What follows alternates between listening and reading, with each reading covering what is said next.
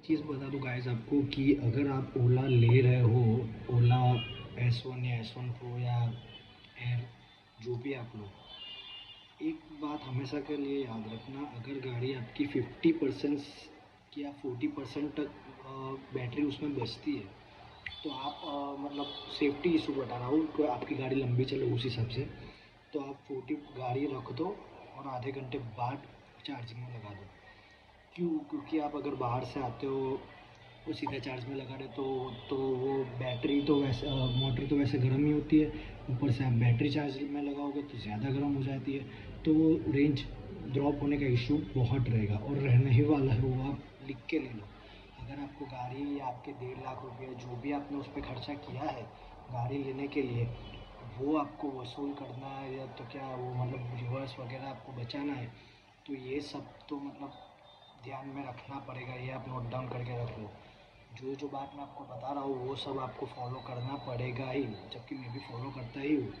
कि पहली बात तो ये कि आप फॉलो करने के लिए चीज़ क्या क्या है, आपको सीधे शॉर्ट में बता देता हूँ।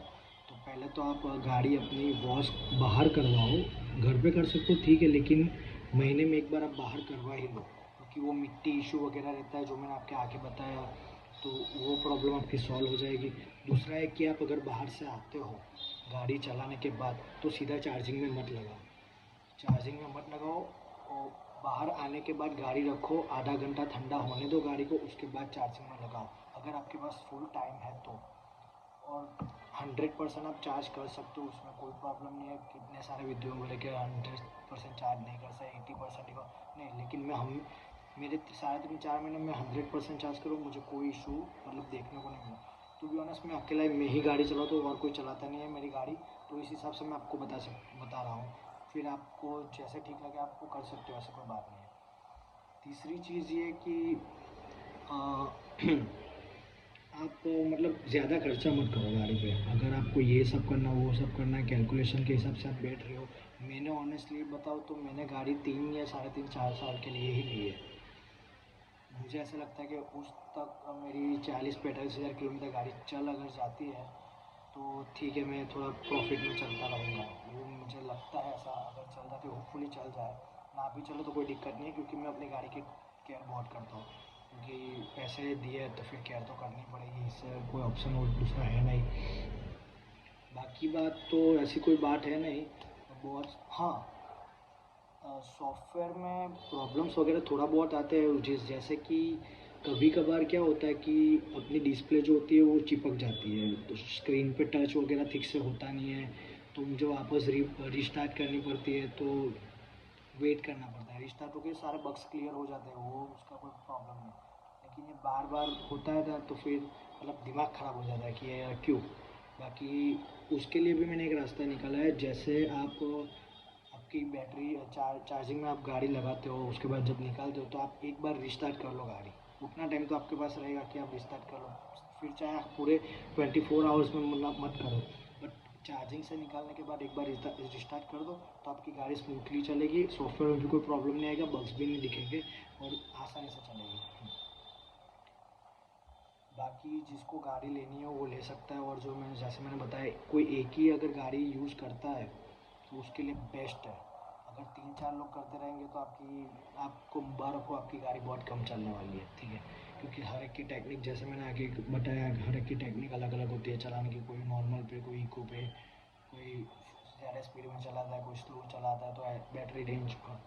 और एक चीज़ मैं आपको बता दूँ, आप अगर बैटरी अपनी चार्ज में लगाते हो, जी आपके फ़ोन में एप्लीकेशन में दिखाता है या गाड़ी में दिखाता है 100% चार्ज, वो 100% चार्ज नहीं है। आप महीने में या 10 दिन में ना, 10 या 15 दिन में एक बार बैटरी बैटरी चार्ज ऐसे करो। 12-13 घंटे तो मैं एटलीस्ट नहीं बोला, क्योंकि 12 घंटे तक चार्ज नहीं होती गाड़ी। आप सेल बैलेंसिंग कर लो। सेल बैलेंसिंग के लिए क्या करना पड़ेगा, अगर आपकी मान लीजिए मैं अपनी गाड़ी 40 तक का बैटरी बचती है तब मैं चार्जिंग में लगा देता हूँ, ठीक है। तो मुझे 100% होने में और 4 घंटे लगते हैं। टू बी ऑनेस्ट लोग कहते हैं 3 घंटे, लेकिन मुझे 4 घंटे लगते हैं। 4 घंटे बाद 100 होती है। फिर रात को मतलब मेरे पास मतलब मान लीजिए अभी मैंने 6 बजे लगाया, तो फिर 10 बजे 10:15 बजे तक मेरी गाड़ी फुल चार्ज हो जाती है। उसके बाद मैं गाड़ी की जो मतलब पॉइंट में से स्विच ऑफ कर देता हूँ, फिर 2 मिनट बाद वापस फिर स्विच ऑन करता हूँ, क्योंकि आप अगर चार्जर में देखोगे तो रेड लाइट और ग्रीन लाइट दिखेगी।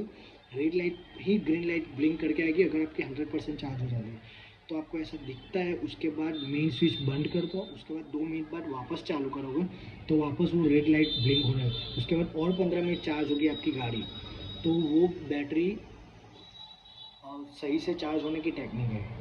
सेल्फ बैलेंसिंग उसे कहते हैं। जब तक वो 1 मिनट के अंदर अंदर ग्रीन लाइट आनी बंद नहीं हो जाती, तब तक आप वो हफ्ते में एक मतलब संडे के दिन पकड़ सकते हो या सैटरडे नाइट को पकड़ सकते हो, उस टाइम में आप कर सकते हो। बाकी इतना अपने पास किसी के पास टाइम नहीं कि इतना ज़्यादा गाड़ी पे ध्यान दे। संडे के दिन ऐसा कर सकते हो, आप 90% या 95% पे भी आप बैटरी चार्जिंग में रखते हो तो आपका बहुत कम टाइम जाएगा। आप सेल्फ बैलेंसिंग आराम से उस टाइम कर सकते हो। ऐसा नहीं है कि 40% हो गया उसके बाद ही करो या 60% हो गया, आपका 95% भी होता है तो उसके बाद आप कर दो। सेल्फ बैलेंसिंग एक बार 15 दिन या 10 दिन में एक बार करनी ज़रूरी है, वो आप लिख लो, क्योंकि आपकी गाड़ी अगर लंबी चलानी है तो आपको वही करना ही पड़ेगा।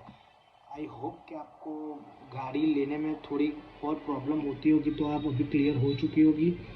मेरे तरफ से ऑल द बेस्ट है अगर आप गाड़ी लेने वाले हो, और congratulations for those who purchase Ola electric. बस जितनी मैंने आपको बातें बताई है वो आप ध्यान रखें, और ऑल द बेस्ट। चैनल को सब्सक्राइब कर दीजिए, लाइक कर दीजिए, और तो कुछ मैं चाहता नहीं हूँ आपके पास से। Thank you so much. और अगर इन्फॉर्मेशन अच्छी लगी हो तो कमेंट में थैंक यू बोल दीजिए। Thank you.